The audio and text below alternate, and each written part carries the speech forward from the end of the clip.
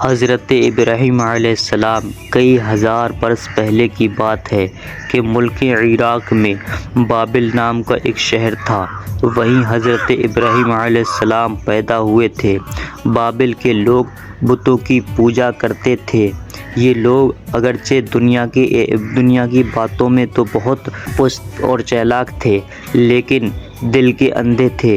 پتھروں کو تراش کر اپنے ہاتھوں سے مورتیاں بناتے اور پھر اسی مورتی کو اپنا خدا مانتے تھے۔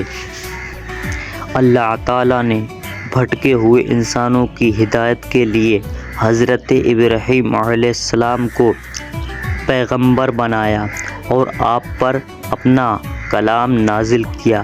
حضرت نے بابل کے کافروں کو سمجھایا کہ خدا وہ ہے جس نے ہم سب کو پیدا کیا، زمین بنائی، آسمان بنایا، سارے جہان کا وہی خدا ہے۔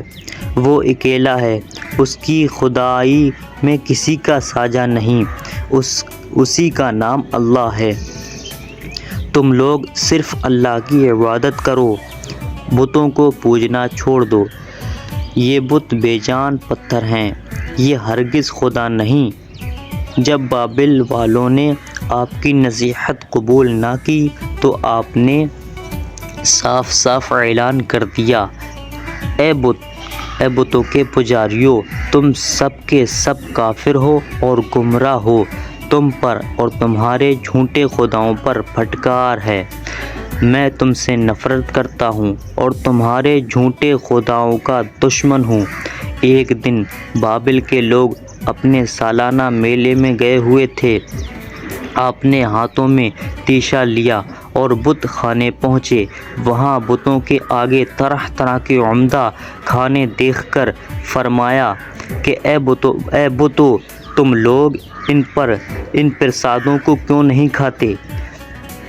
جب کچھ جواب نہ ملا تو فرمایا، تمہیں کیا ہو گیا ہے؟ تم لوگ بولتے کیوں نہیں؟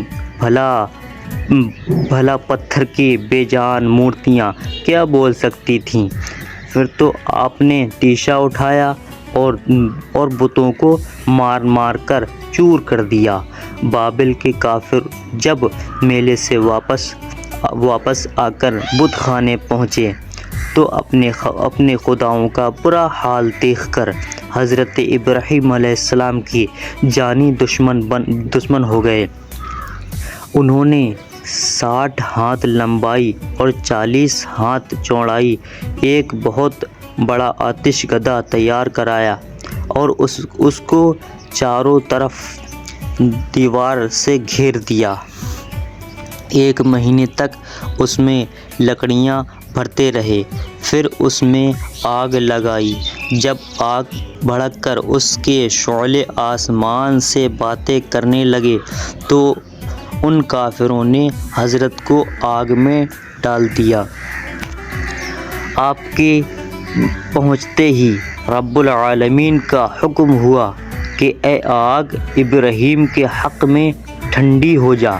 بس پورا آتش گدھا حضرت کے لیے سرد ہو گیا اور آگ کے انگارے پھول بن گئے۔ کئی دن آتش گدھے میں رہنے کے بعد آپ باہر تشریف لائے۔ بابل والے آپ کو زندہ سلامت دیکھ کر دنگ رہ گئے۔ وہ لوگ آگ کے نہ جلنے پر تعجب تو بہت کرتے رہے مگر ایمان نہیں لائے۔ حضرت نے بابل چھوڑ دیا، ملک شام تشریف لے آئے۔ پھر بابل کے رہنے والوں پر اللہ تعالیٰ کا عذاب نازل ہوا، سب کے سب دنیا سے نیست و نابود ہو گئے۔